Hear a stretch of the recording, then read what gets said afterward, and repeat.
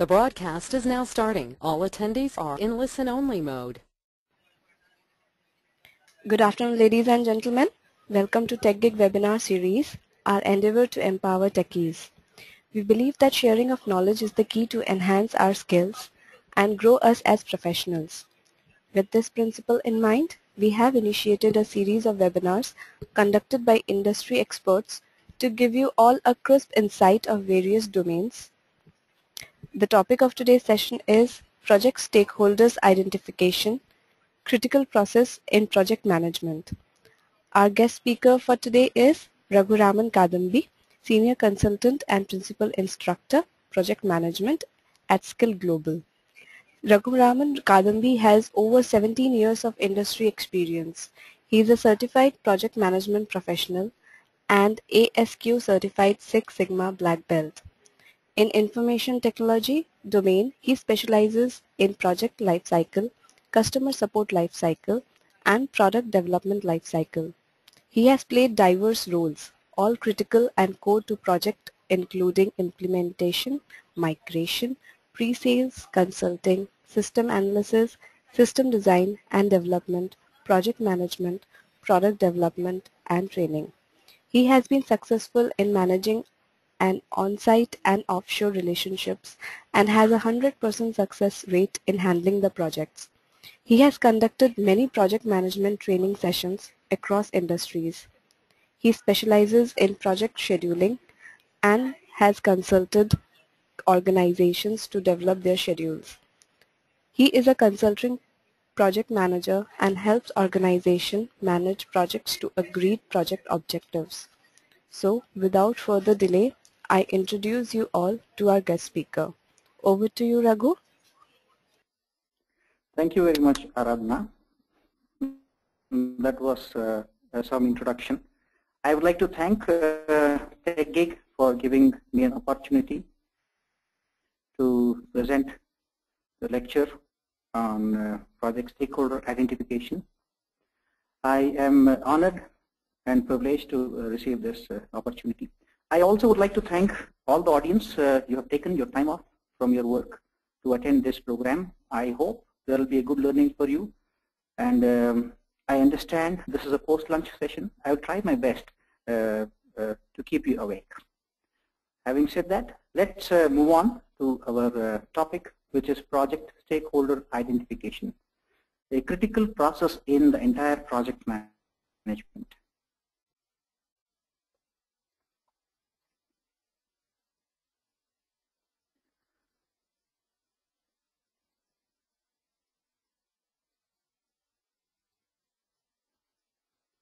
All right, so the syllabus and the course structure. Let's take a look at what is being covered in today's session.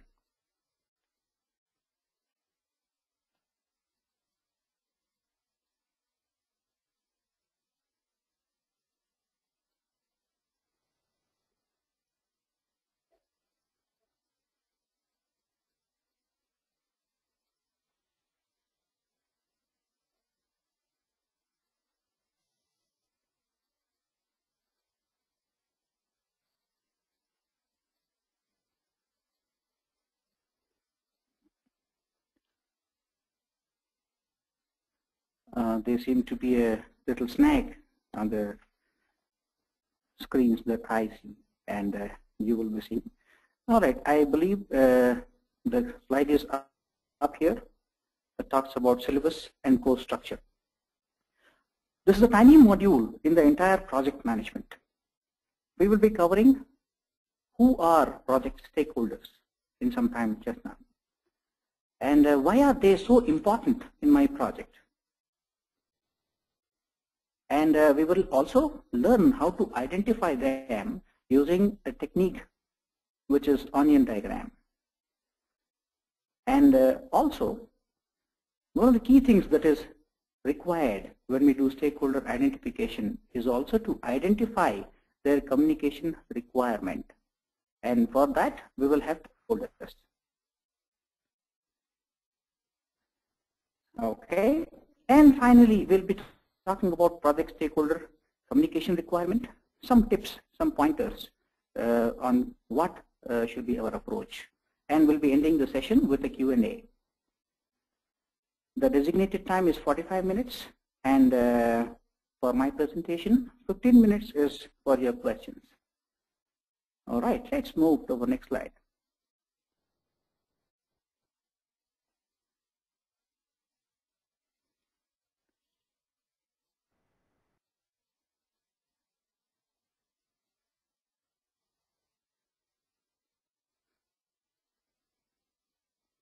Who are project stakeholders?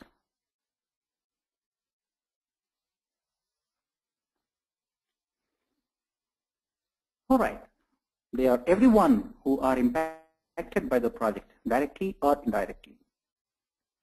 It could be a person, it could be a group of people, or it could be an organization.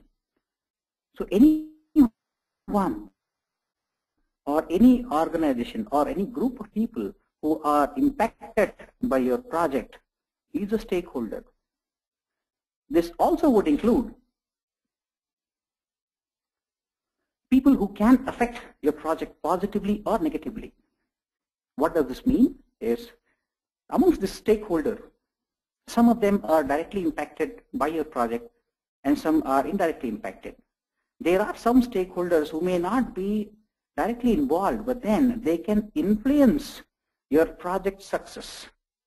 That's why we say project positively or negatively.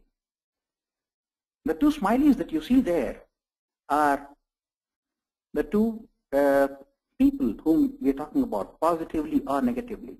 The green ones with a smile there perhaps could be your boss. It could also be your customer manager or customer IT manager or the customer himself for whom you're doing this project. And the other face that is not smiley are those stakeholders who may negatively impact your project. They may not like your project being there. They may not like you, or they may not like your culture. So there are various reasons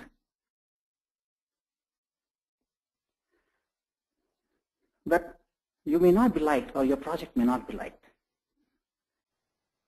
I can recollect at least two projects in recent times which can be thought about. One of the projects that was done or carried out, which is now completed, was Worli Sea Link Road in Mumbai.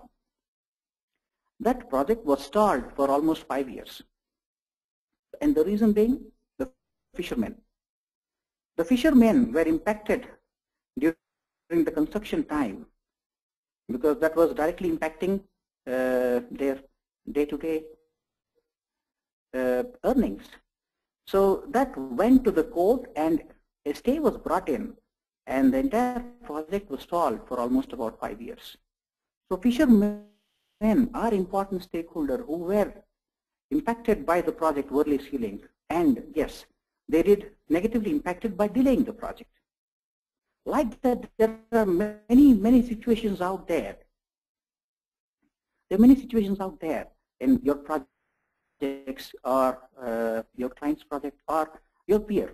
Keep looking at them and you realize how important these stakeholders are. All right, so let's move on to the next slide.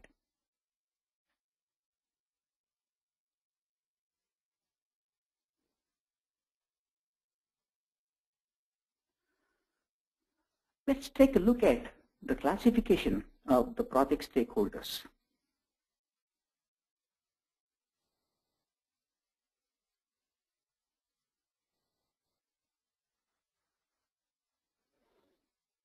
Project stakeholders can be classified into various groups. Again, it would depend on your project. A sponsor. Sponsor is someone who funds for the project. He is an important stakeholder for your project. Customers or users. They are the people who will make use of the project's outcome. A project outcome could be a result, could be a product, or could be a service. In an IT company, a project output could be a software itself.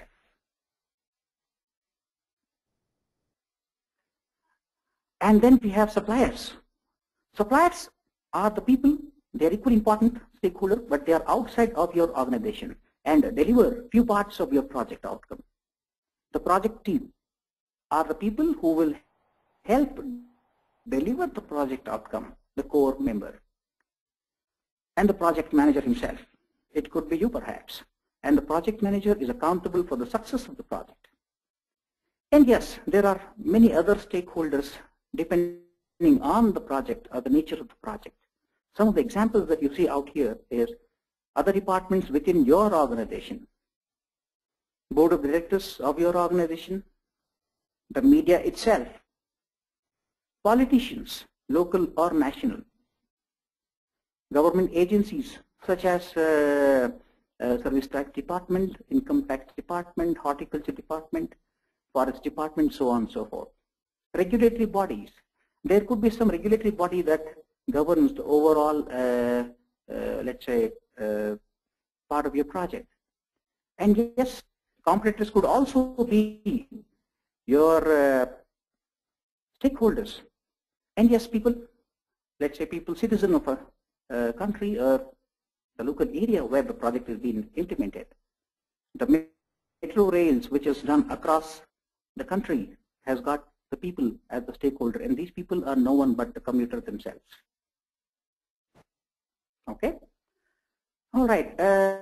Politicians are definitely playing an important role as a stakeholder. I recall one of a very early project which happened, which was originally planned to be commissioned or started, the factory to be started in West Bengal, but then an important stakeholder appeared during an advanced stage of the project, and the entire decision for setting up the plant was moved from West Bengal location to a different location, currently in Gujarat. So political parties may also play a crucial role in your project. They can make or break your project as well. All right. So what do we have? The next slide. Why are stakeholders so important? Why do we care about them?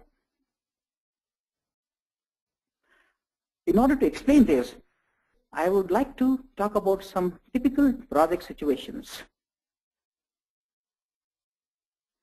All right, what you see out here is a situation which talks about the project was completed as per the plan, produced expected deliverables, but then the client were unhappy because they felt they were ignored, they were bypassed, or perhaps treated badly.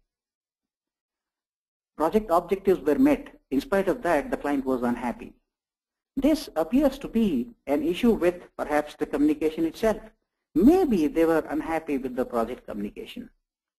There's one such situation, and please keep in mind these are real-world situations which either I have encountered or the organization that I have been working with has encountered. The next situation talks about a project has hit a rough weather during implementation because the client staff who has been called to test a product or use a product is resistant to change or perhaps concerned by the rumors that he has heard about the product. A rumor could be he may lose his job after the system comes up, or perhaps he is resistant to the product itself because he sees that as a threat to his job, or perhaps he sees that he has to work more or extra hours because of the new project or the new product that has been implemented. So here is again a situation of communication and yes, resistance to change.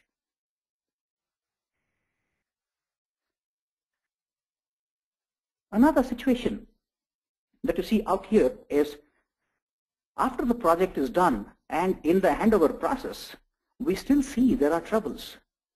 And the troubles could be by the operation team who will take up the product and start doing operations with that, or perhaps the help desk team, or maybe the product support team themselves. Either they are not ready for the product usage or perhaps offer up a last minute objections or changes. This is also very common.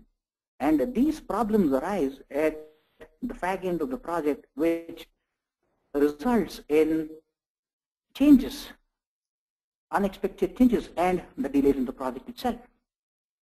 Let me look at another situation there. All right, this is a good one. In this project, the requirement was discussed with the customer support team, and the application was developed, the changes were implemented and deployed in time as agreed upon. An issue, however, was raised by the customer department, saying that it is not in consensus with the design. And keep in mind that this was a completely different department. Perhaps they were not taken into consideration when the requirements were gathered, and the result of which is enhancement was withdrawn and redone, ending up using double time. Oh, that's some waste of money and time there. So we have missed few stakeholders here. This is also very common. I'm sure you will be able to connect to, some of you would be able to connect to some of the situations that you've had in the past. Another situation is excellent because this talks about a new stakeholder coming in. There was a project which was withdrawn after 9 months of effort, and it was later found out that a new IT manager had replaced the earlier IT manager. And the new IT manager was in favor of developing the software in-house using the in-house development team. Now, an exercise, a clause in the contract was exercised which said that they can withdraw the contract after a stipulated time, and that's what they did. So a new stakeholder actually withdraw the entire project itself. How critical it could be in your real world project. Think about it.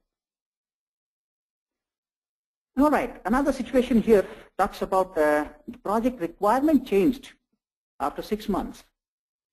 And here is the situation. A new top executive had replaced the earlier executive. The new executive was not briefed about the project initiative and the objective, why it was undertaken. And the result of which the new executive gave a new set of requirement, complete new set of requirement, which was not agreed upon as per the contract. And resulting to which the contract was withdrawn again. Here is also a problem with the communication. Perhaps a briefing had to be done by their internal team on the objective and the reason why the project was undertaken. And yes, new stakeholders have got their own expectations. Okay, let's take a look at another situation there. Okay, this situation is of a new office move for an offshore team. Very recently, one of my participants talked about this. During the office move, someone picked up a picture of the new location and sent it to someone in a group on the onshore team. I believe this email was shot, forwarded to a few other, and somehow another department got to know about this, seeing the picture. And they were never informed about this project called Office Move. And they were directly impacted because their team was also part of the move. Now, they were worried about this because the new location was far away and they expected attrition to be one of the killer because of the office move. Here also, the new stakeholder or the entire set of stakeholders were completely missed, and they were never discussed, they were never informed, and result of which they have to face the consequence of the attrition.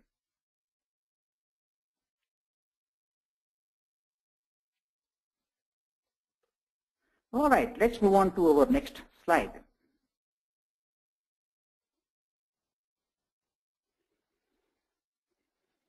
The summary of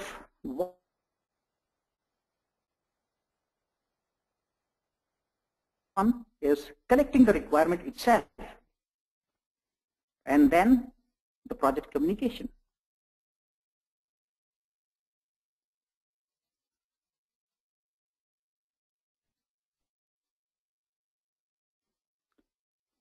Please look at the poll.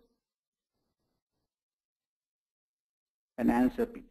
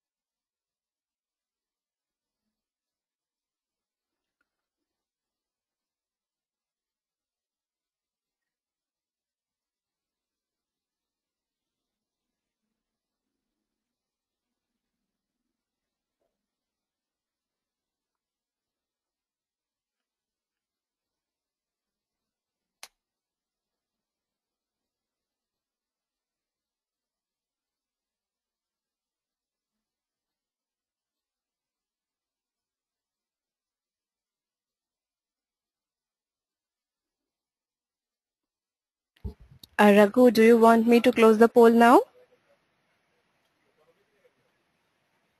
Yes, please.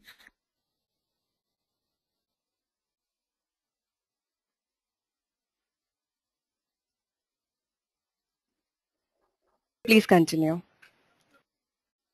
All right. The summary of the project stakeholder, why are they important? The poll that I just conducted was to identify from you people, how many times have customers come back to you saying, no, the communication was really poor, not up to the mark. Though the project is going on time and quality is good, but still there have been comments that you may have heard of. So one of the reasons why we have to do stakeholder identification is for project communication. So we need to identify the stakeholder. Who are my stakeholder?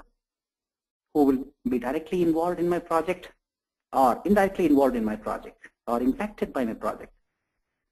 And who are the people who can positively impact my project or negatively impact my project? And then identify their communication requirement.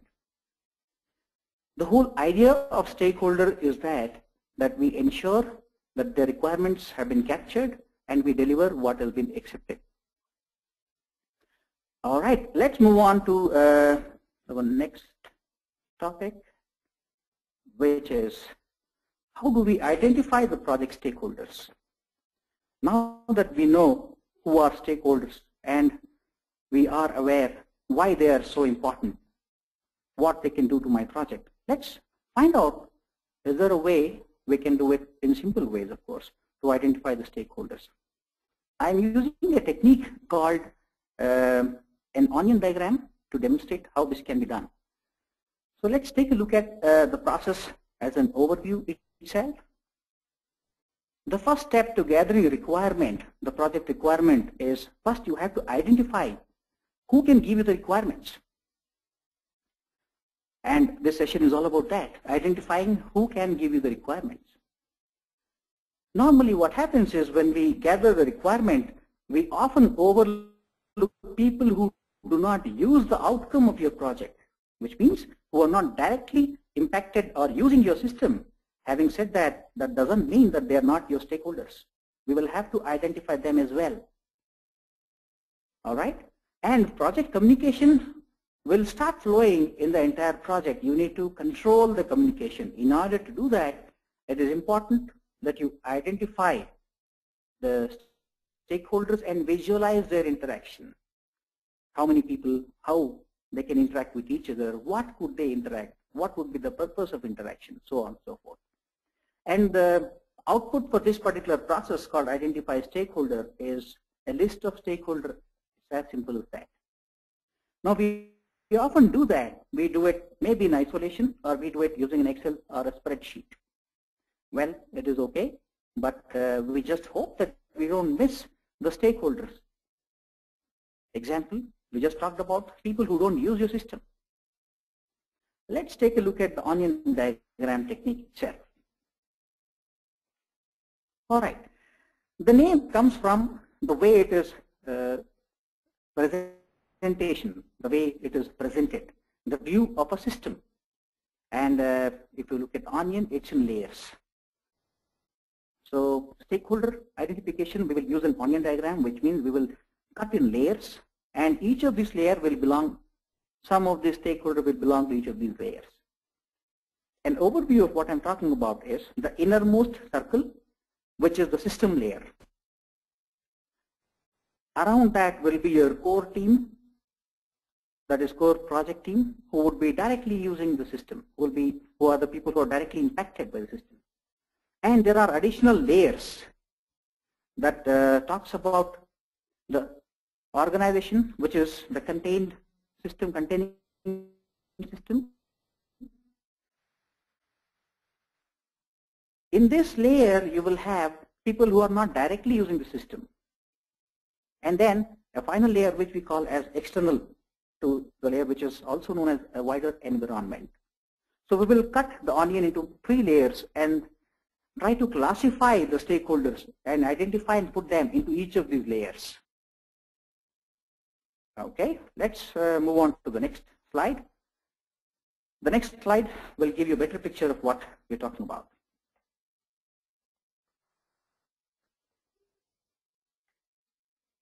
Okay. So the 3 layers are the system, that is the core team, the core project team, and the users, direct users. And the next layer is the containing system, which is the organization, which means the organization that the project has been initiated, the organization itself. We'll see that with an example in a few slides now. And then the wider environment, which is external to your organization, which is external to the project organization itself. That could be government agencies, that could be your suppliers, that could be your customers. We will see that by means of a small project case that I have brought up to demonstrate or illustrate identification of project stakeholder. All right, I have taken an example of developing a mobile app. The project is develop mobile app, and here are the description of the project, the features of the project. A water purifier manufacturing company wishes to develop a mobile app with the following key features. Feature number 1. This mobile app should help their customer request a service for their water purifier. We have seen water purifier at our home, AquaGuard or any other water purifier. And most often there is a need, there's a beep that comes up from purifier for changing of the candle or the maintenance attention required beep. So this is when we actually call up the contact center and talk to someone, and they send a service technician. So this mobile app will replace the telephone work. So I should be, as a customer, be able to raise a customer service request to this mobile company. That's a feature number 1. Feature number 2, someone from the contact center receives this request, able to assign the service request to the available service technician, which means they will also use the system, the mobile app. So in addition to that, the contact center should also be able to update the status of the service request. For example, been assigned to a person by name so-and-so with the mobile number so-and-so, so that as a customer I can see the status of my service request. And finally, the third feature, we talk about the service technician should be able to update the status of the service request with the resolution comment after he has completed the work or the maintenance work that has been requested by the customer. This normally happens at the site or at, let's say, my home as a customer. Keeping this, we're trying to keep our life simple. So I have made a case which talks about 3 features: customer using the mobile app, and there's a contact center people who use an app which also could be a mobile app or a larger app, and there's an allocation to service technician. Service technician also gets a notification of where he has to go for service, the address, and so on and so forth. And yes, finally, service technician updates the resolution comments. This is the project. Let's try to identify the project stakeholders for this particular project. All right. Now, we were talking about the 3 layers. The layer number 1 was the system. The system layer also, as I mentioned, is the core team. Keeping that project in mind, please notice the center of the circle is the name of the system itself. In this case, it is Water Purifier Service Request Mobile App, which is your project outcome. As I mentioned, sometimes an outcome could be a product. In this case, it is a software app, and sometimes it could be a service, or sometimes it could be a result. A result is such that decrease in cost by 50%. So that becomes the center. The center will be the product, the outcome itself. All right. Around that, we have a circle which we call a system layer, which is the core team. So let's take a look at who are these people. I have identified, keeping these 3 features in mind, who could be my project stakeholders who are in the system layer, which is the core team. I identify myself as one of the key stakeholders, project manager, and then I also identify software developers. At this time, I don't know the name of a person, so I will identify by groups. So let's say we have identified a group of software developers.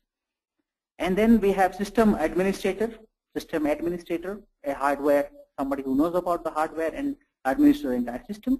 Then testing group, perhaps software tester group. Then system documentation, who creates user manuals. It could be a group or individual. And then we'll have service contact center representatives. These are the people, or these are the group of people who would take the request from the mobile app, which is used by the customer. All right.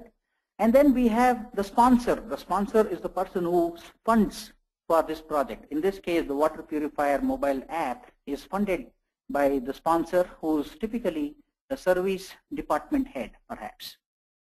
Then we have service technicians. Service technicians are the people who will receive the assignment, work assignment, and then go to the site, do the required work, and update the work status along with the resolution comment. And we have a service team itself. So service technician is an individual, service team perhaps could be a group itself. So I have done this keeping the 3 requirements in mind. It can go as complicated as we want to, but we have to identify as many stakeholders as possible in the beginning of the project itself. The reason being, we will be next talking to them as to what their requirements are. Okay?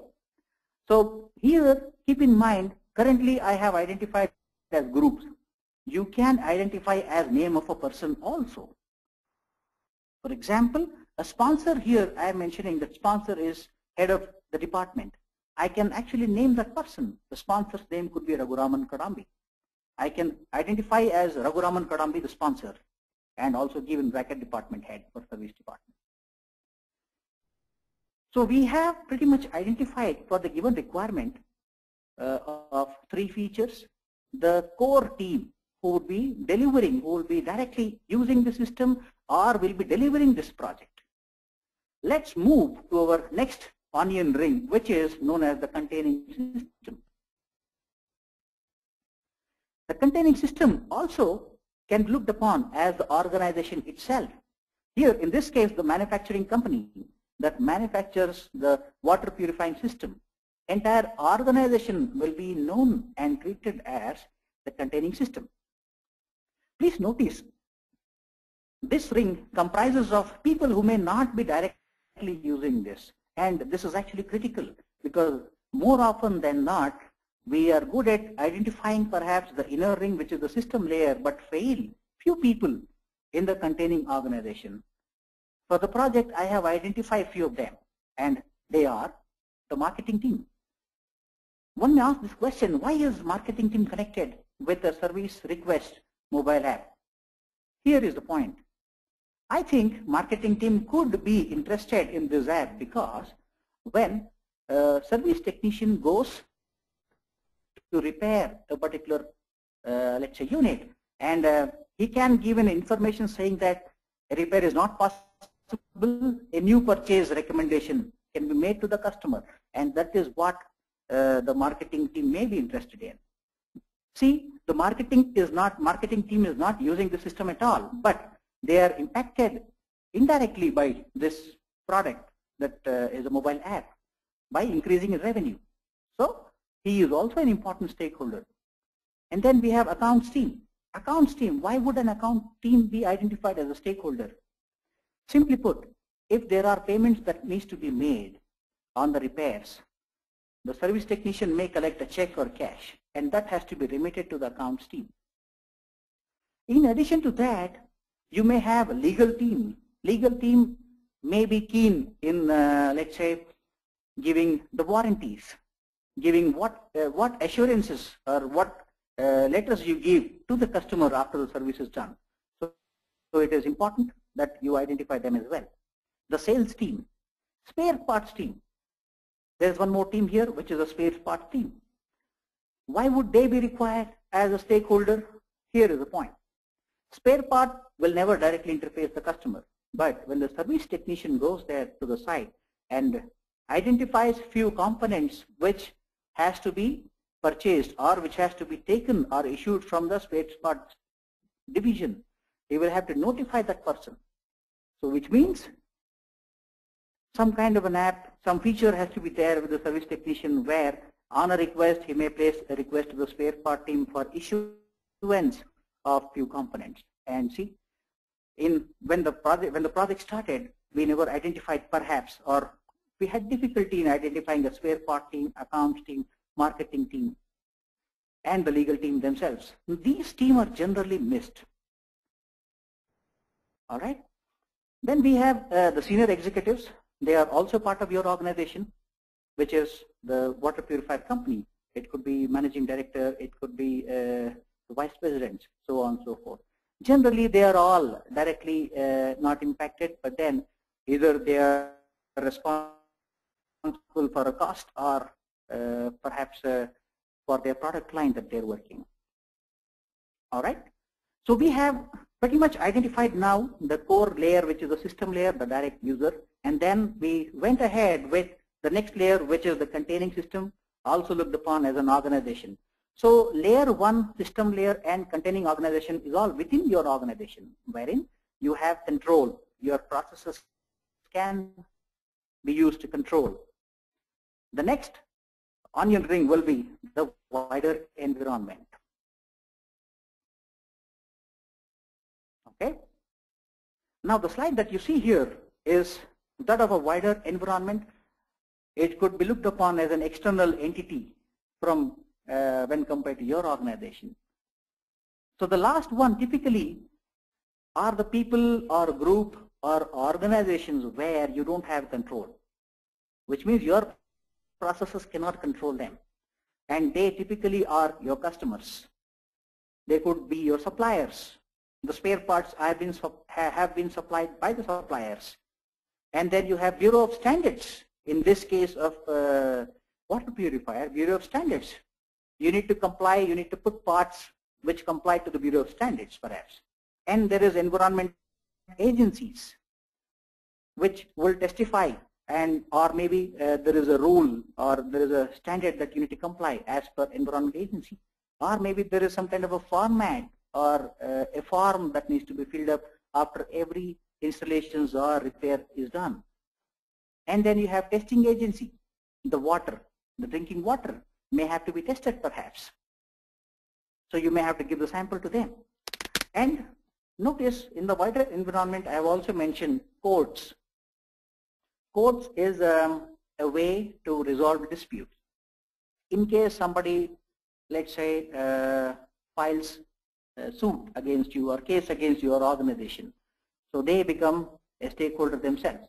So you need to be aware of the stakeholder. What do we do with them is the next step. That is the next step. First, identify who are all my stakeholders. And then end users who drink water. I have not purchased, my guests who come to my house have not purchased the water purifier, but when I serve water to the person, they are end users. They are also stakeholder, which means the quality of water is equally important perhaps. And you have other stakeholders such as channel partners. They could be distributors or other government agencies such as service tax department. Example, the service technician goes, repairs and generates a bill, and the bill says 100 rupees plus, let's say, a service tax on that. So the service tax has to be remitted to the service tax department. Unless you know there is a service tax department, identify them, you would not know what kind of format they would like to be having. And for that you may have to talk to your people inside, such as an accounts team. Find out from them, are there any reports that you require which comply with government agencies such as service tax.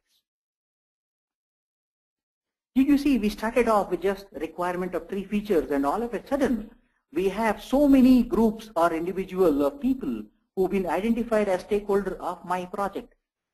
Some of them will be directly part of this, will be using the system. Some will not use the system, but they are integral part, which is my own organization. And some are completely external to my organization. They can bring in requirements. They can also influence the project success. I have not mentioned here competitors. Competitors could also be your stakeholders. You may want to see features functionality of the competitors. So identify them as your stakeholders and do the next step. All right, so that completes the 3 layers of identification of stakeholders. The first, I would like to summarize. The first layer contains the system layer, which is the core team. It could be the project team and the users themselves. Next is your containing organization, which is your own organization. They don't directly use your system, but they are impacted indirectly. And then finally, the wider environment. All right. As I said, it could be a group of people, it could be an organization, or it could be name of a person. You may want to do this as much as possible because this is the early stage of the project. Only after this the requirement gathering happens. All right, let's move on to our next section, which is identify possible interaction.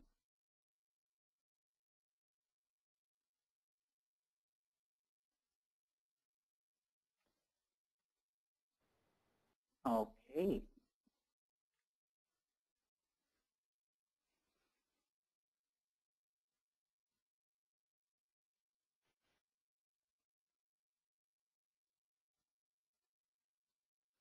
There's another poll which is coming up.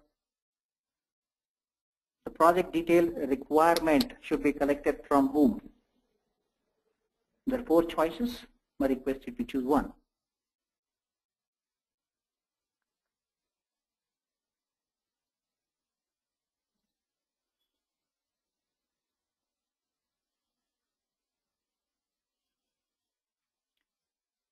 The choices are boss, customer, users, project stakeholders.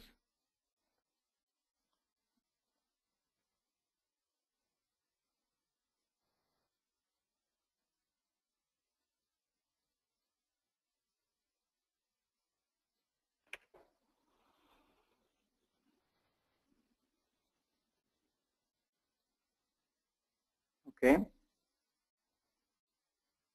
I guess you can close the poll.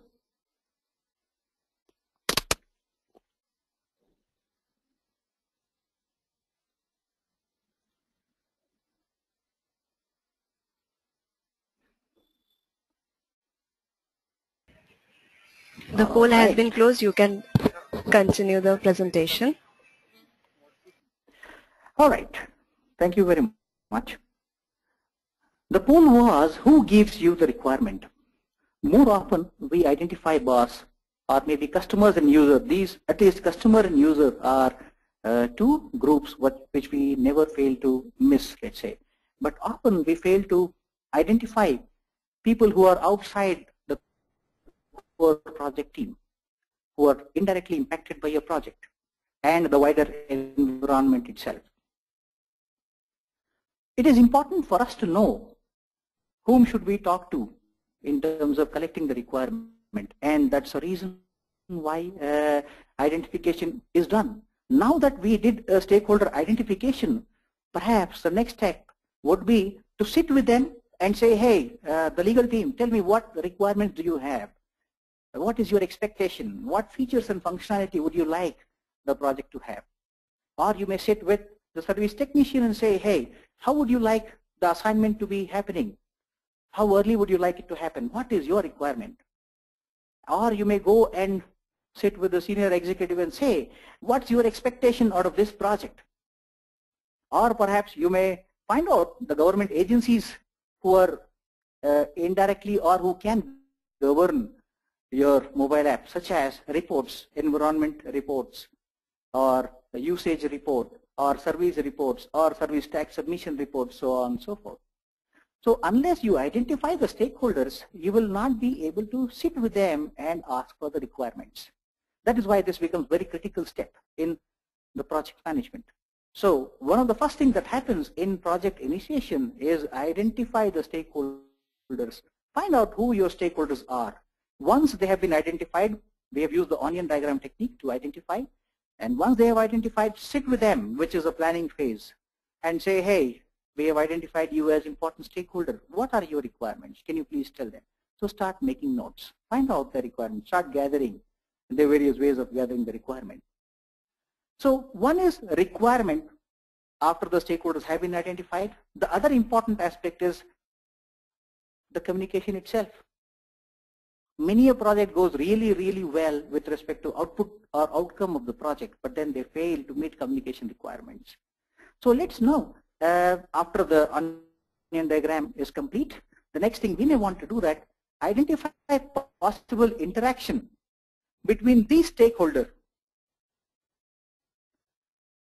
All right, the next slide talks about a sample of interaction. This is an incomplete work of identifying or visualizing possible interaction. Please notice the red ones are the possible interactions.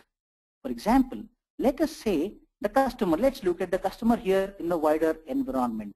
The customer uses the mobile app and places a request which directly goes to the service contact representative here.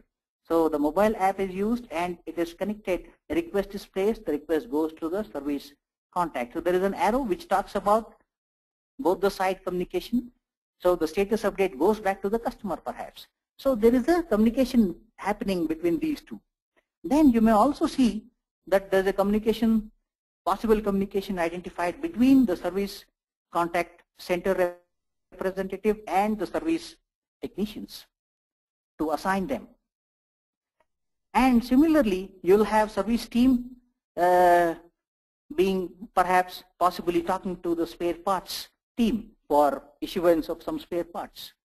Then you have a possible interaction between project manager and the software developer and vice versa. And you may also have possible interaction between project manager and the senior executive on reports or on the current project status and so on and so forth, or release of funds perhaps. And then you have sponsor here who may be interacting with the senior executive, the top people, talking about the health of the project. And you may also have legal team directly talking to or visualizing a communication between a court and the legal team. So like this, you will identify the communication visualize possible communication between the stakeholders. Now, how will I benefit? What will I benefit? Simple. I will get to know what communication requirement can be expected in this project. Many projects, we think what we need to communicate is perhaps the status report only, but there are beyond status report. How will I know by doing this interaction? Now, a service technician with a service contact center status report may make sense. But a service technician with a software developer status report may not make sense at all. So we have to identify, step one, we have done that. Identified the stakeholder, excellent work. Now we will identify the possible interaction between them. Step number 2 is done. And finally, we will sit with each of these stakeholders or group of stakeholders and find out, hey guys, what is your requirement with respect to communication in specific? Okay, please go back and do this at your project and see if this improves the project communication process itself. All right, let's move on to our next topic.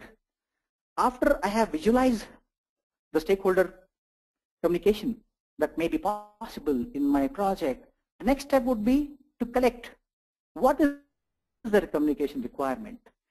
I have made some pointers which may help in doing so.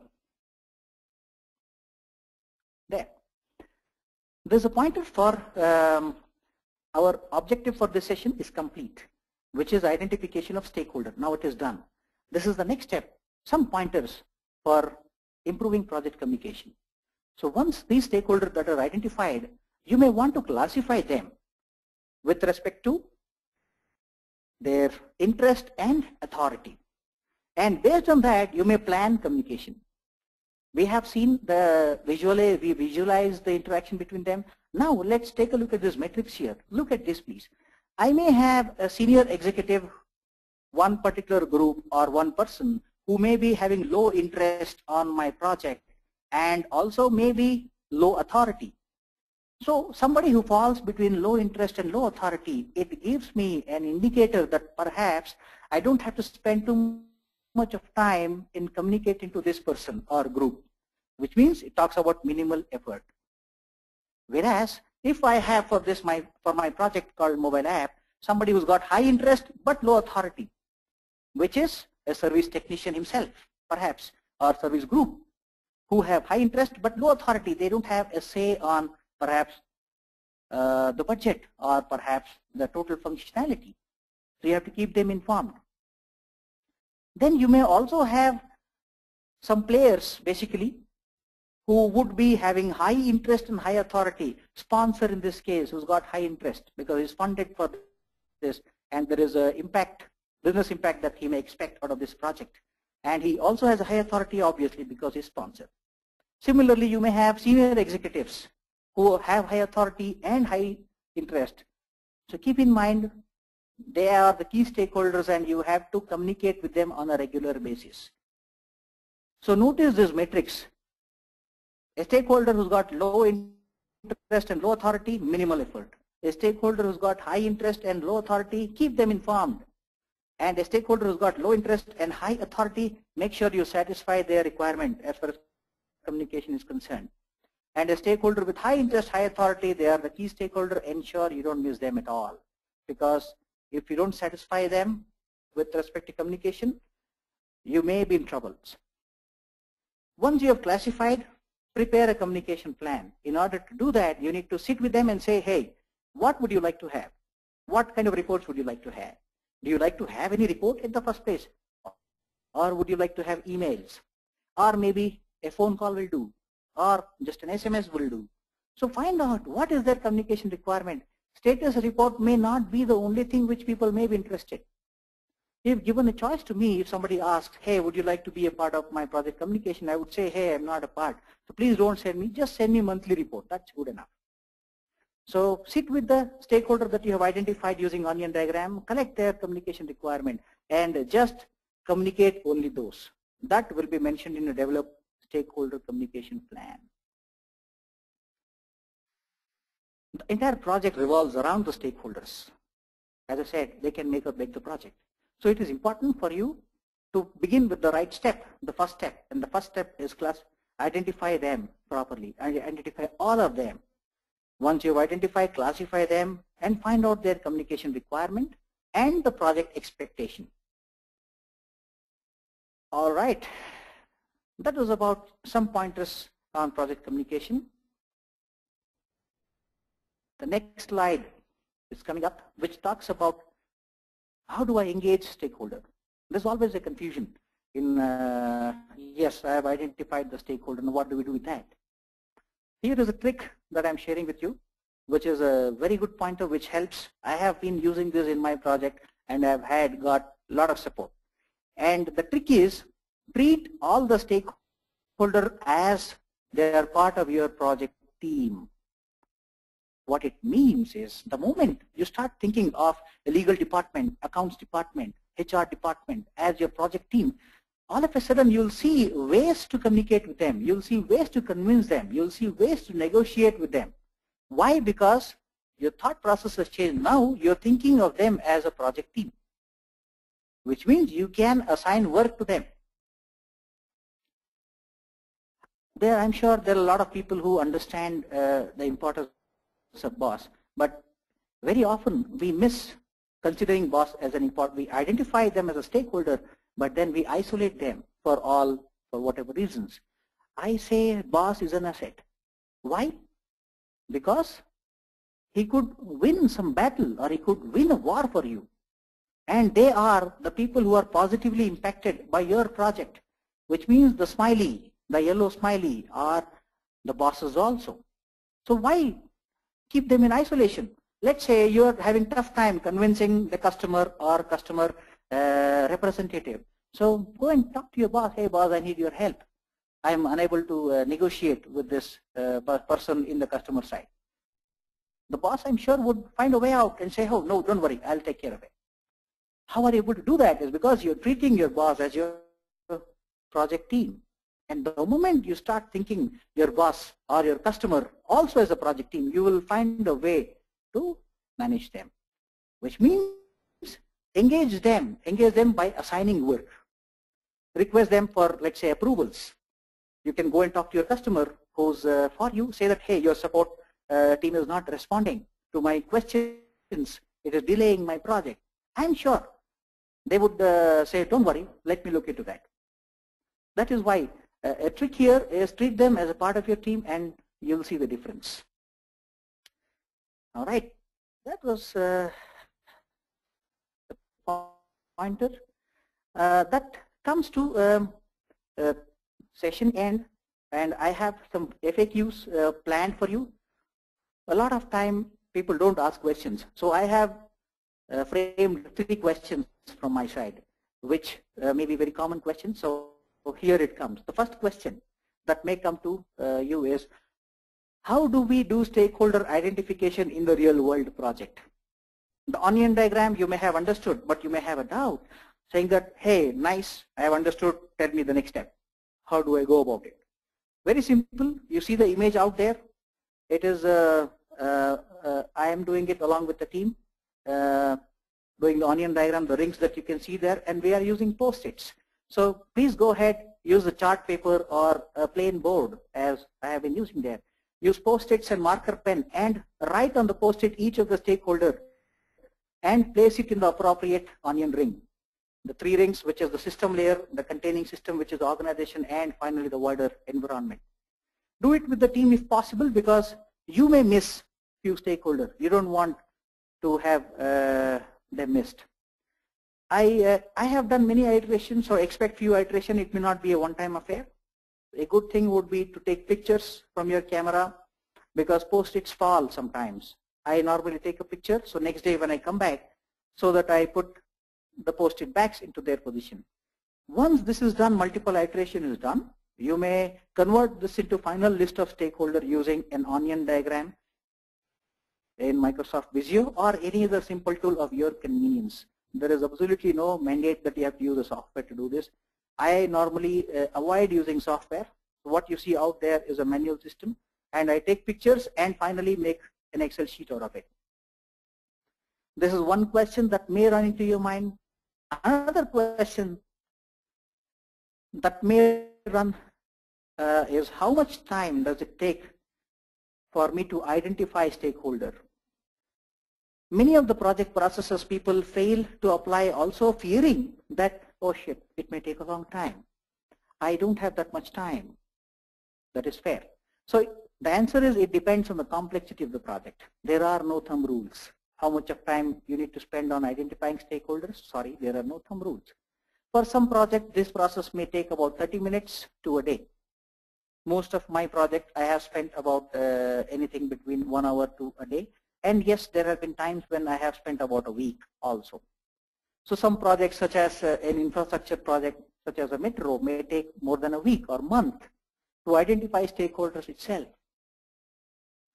So if the question is out of fear in terms of how much time do I have so much of time to do that, the only way you can overcome this is by doing it yourself. Any philosophy, any tool, any methodology, good or bad, you can say only after you have applied it. So my request is, go back, trust me, it helps. I use it for many consulting assignments. This is a regular, our way of life. And please try it yourself and see what I am saying makes sense or not. Another question that is frequently asked is, hey, you say that you've identified the requirement, excellent. Identified the stakeholder, excellent. And if I start asking all the stakeholder, what is your requirement, what is your requirement, what is your requirement, will that not increase the risk of increasing the scope? Well, that's a very good question. And it runs in many people. I have seen my customers doing that mistake of not asking the customer what they want because they're afraid. This is a fixed price contract. If I ask them what you want, they may ask me to give them a moon or a Jupiter or a Pluto, which may be out of my scope. Now, fearing that, my customers don't even ask them. Now, that is a problem. So remember, avoiding this situation may not necessarily solve a problem, because if the stakeholder requirements are not captured, then they are basically mental pictures in the mind. You avoid capturing them. Finally, you don't deliver. Remember, someday, late stage in the project, they will show up and say, hey, I want this to happen. And that at that time may cost you really very, very expensive. And sometimes it may also lead to customer dissatisfaction. Also, I tell this to my customer, go and ask your customer, what's your requirement? If they say, I want a moon or a Jupiter, this is your opportunity to set the expectation right in the beginning itself. Please tell them, sorry, with the money that you're paying, you'll not get moon, you'll not get Jupiter. Or look at this as an opportunity. Tell the customer, excellent, we will give you that, but we will charge you extra for that. I think that's a great opportunity. Why fear of getting the scope up? All right, that begins to the end of this session. That is all I had planned for you today. The email IDs are there. You can contact me, raghu@skillglobal.com. And any questions, do not hesitate to ask me. Thanks for the insightful presentation, Raghu. Let's quickly take up the questions now. And I request you to please read out the questions and their answers so that all our users may listen to the insights.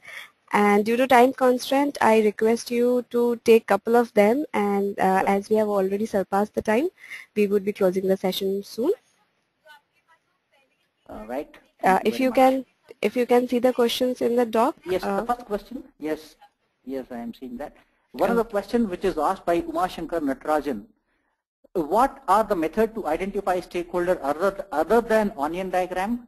Well, you can do a brainstorming technique.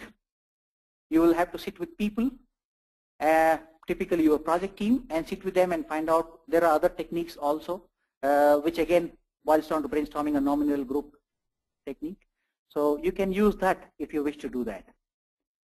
And then that was the answer to that question.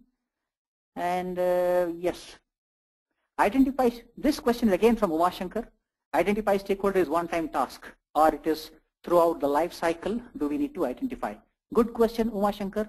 The answer is, well, you will have to do it one time before the planning surely, and keep a tab in the entire project life cycle, because new stakeholders may keep coming in, especially when the project duration is long. Yes, it has to be done in the entire life cycle of the project. Then we have, let's see, who else? I can pick up some questions. Okay, there's one more question. How do we prioritize the stakeholder? Again from Umashankar. Well, it depends on which onion ring they belong to and what their requirements are. If there are stakeholders who are indirectly impacted and perhaps not directly connected, so you will have to take a call along with the sponsor as to, do we go ahead and fulfill the requirement? This happens as a part of requirement analysis phase, which is the next in cycle. Okay, all right. There's a question from Meetu Chaudhary. Is there a PM tool recommended to use for small companies who actually don't want to invest in these tools? Meetu, I have not used any tool at all. I just use chart paper and post it. That's it. You don't need any tools at all. All you need is people and do it along with the team. And an Excel sheet will do. That's good enough. Okay. Then what do we have? Do we have any other question? Okay. How should we keep stakeholder happy? This is from Ashish. Ashish, keeping stakeholders satisfied, remember the metrics that we have done.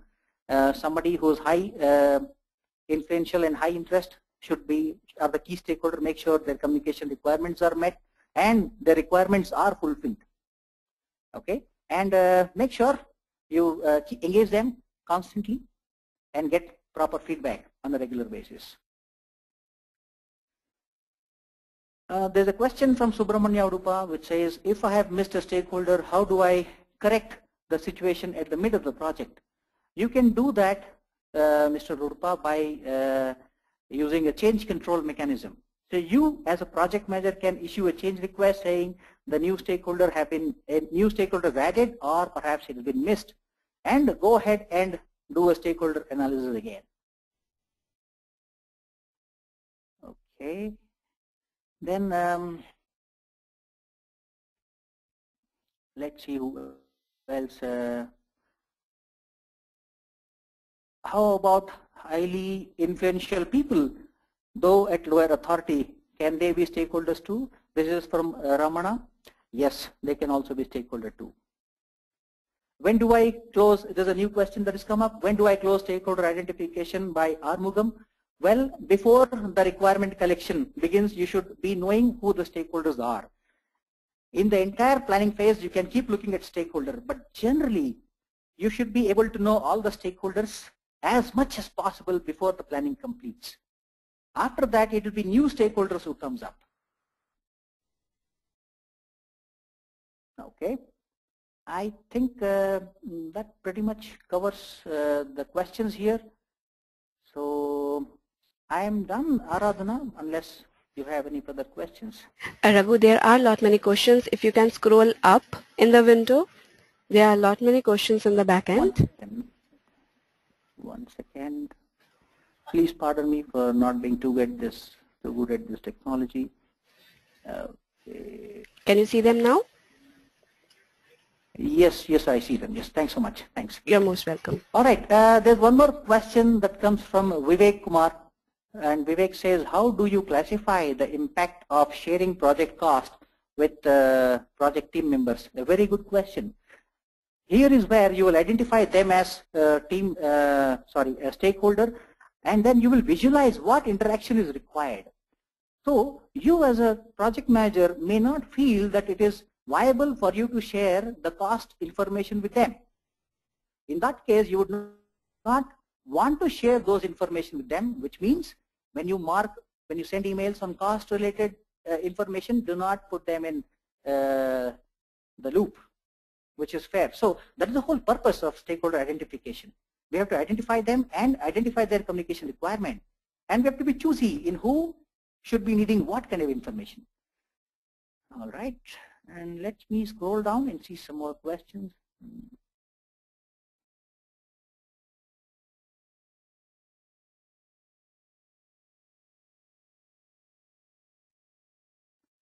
Okay. Which recommends? Okay. Okay, Venkatesh Narsimaya says the second poll question should have been framed better, all very important, but in the order of priority, made my choice. Yes, Venkatesh, Actually, the answer would have been, expected answer would have been project stakeholders. The ABC are all stakeholders anyway, but the best answer there would be the fourth one. You're right. And there is no priority as such. All of them are important. So you should be getting requirement from all the identified stakeholders. All right. We do see the percentage of voting. Aradhana, can you please tell the percentage, please? Sure, Raghu. I can't see. It's not very clear. Okay. The question was the project detail requirement should be collected from, and there was 0% for boss. For customers, it's 14%. For users, it's 13%. And for project stakeholders, it's 73%. Excellent. That's very, very interesting to note. The boss is 0%. Actually, boss is also one of the key stakeholders. We often fail to miss our bosses. If you sit with your boss and say, hey boss, what is my communication requirement? The boss will say, send me a status report and ensure that you have sent me weekly once. As simple as that. So we often fail to or isolate our bosses. This is my suggestion. Try this out. I have been very successful not isolating my boss, and boss has been my asset. I have won a lot of battles and war by my boss being on my side. All right. So that was an answer to Venkatesh. Let me see if I have missed anything here. This is the poll result All right. for the poll number 1. The question was, has there been any instance when your client has complained of poor project communication? And so, percentage is how much? For yes, we have got 65%, and for no, we have got 34%. As expected. As expected. More often than not, we always get complaints from customer on communication. And they just use the word poor communication. Now, what is communication is a big word there. So why do they complain is perhaps we have not done the stakeholder identification, point 1. Point 2, we have not sat with them and asked them, what do you actually want? That reminds me of a small story which one of my participants shared. Now, he learned a lot of graphs and he sent a mail to the CTO. And the entire mail contained only graphs, colorful graphs. Talked about pie chart, talked about various histograms and so on and so forth. The moment he sent his email, within seconds he got a reply from the CTO saying, so ... question mark. He was lost. What it said is, I did first find out what communication is required by the stakeholder. Only communicate that which is required. He may not be interested in everything that I send. So that's one of the problems. I see 65% have voted poor communication because we fail to identify the customer and we never sit with them and ask, what request do you want? Next time, do that and you'll see the result yourself. Okay, and okay, there's one more question which is by Sanjoy Ganguly. From my side, if the customer is a company who wants to make their app for their customer, so whom do I consider as stakeholders? Well, yourself, your project team, your customer and their customer. Everyone becomes the stakeholder. And sometimes you're not given an interface to talk to them, which is also single point of contact sometimes in an onshore, offshore model. In that case, that doesn't still give you an excuse not to identify the stakeholder. You will have to give the assignment to the single point of contact saying that, hey, I want you to find out for me who are the key stakeholders at your end. And then we have, okay, Armugam, I have that. I actually come to an end of this. I did not understand one question there, which talks about what about e-governance in the terms of, I think it is terms of project management. That's from Alok. Alok, I'm not sure about this question in context to the current topic. I don't have an answer to that question. Raghu, Other than that, I have no further questions. Yes, please. All right. Due to time constraint, I request Raghu to take the unanswered questions offline, which I will share with you through email. Yes, And it is done. All the questions are answered. All You can right. go ahead and send me the list. No problem. Definitely. And I'm really thank you to our guest speaker for conducting this wonderful webinar today. So if you want to sum it up for today's presentation, you can do it right now, and then we are ready to close this session for today. Yes, thank you very much, Aradhana. I would like to thank you all for your precious time. I hope the session was useful, and go back, apply your learning, identify the stakeholder, and identify visually how they can interact, and find out their communication requirement along with the product and feature. Thank you very much for joining in, and all the very best. It was indeed a great session. I would also like to thank to all our participants for their support in making this webinar a success. The recording of the webinar will be available on techgig.com by tomorrow. Thank you all for joining us today. Thank you, Raghu, for all your time. I'll close the session now. Thank you very much. Thanks.